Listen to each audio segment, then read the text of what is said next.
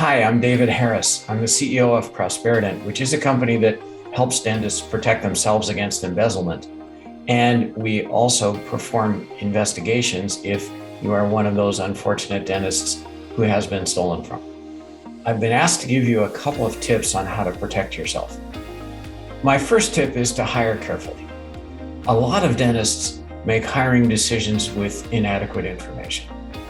When you're hiring somebody, the first thing you need to do is confirm their identity very carefully. Get a photo ID and a couple of pieces of secondary ID because you can do a lot of screening on the wrong person and it's completely meaningless. Once you've done that, you need to do a few things. The first is speak with former employers.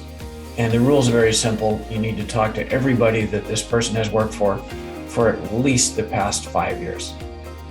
The second thing is to do a criminal records check, and roughly 70 million Americans, so that's 1 in 4 adults, has a criminal record. Third, if somebody's working in a credentialed position, we need to confirm that they actually have the credential. So if you have an associate or a hygienist or a dental assistant, we need to go back to their licensing body and make sure that they're actually credentialed.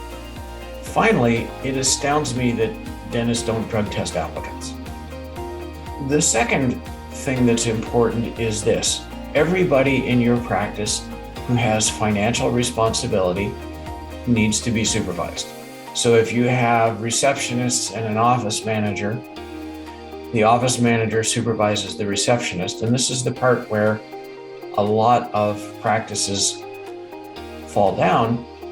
You need to supervise the office manager.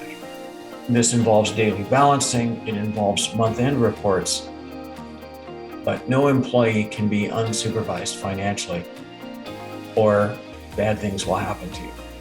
And the third tip I'm going to give you involves something called whistleblowing. So when we do investigations, we're looking at situations where embezzlement actually took place. One of the things that comes out a lot is that there was another staff member, or maybe several, who thought something was amiss, but didn't have the courage or the motivation to go to their doctor and say, you know what, I'm a little worried about my coworker, something doesn't look right. We need a way to encourage those people to come forward. One of the best ways to do that is called a whistleblower policy. So this is where we're going to give somebody who's making the decision about whether to come forward or not to you, we're going to give them some comfort about how they will be received if they do it. The email address on the screen is where you can request a copy of our whistleblower policy, which makes a really good template for yours. Thanks, and I hope you have a great and embezzlement-free day.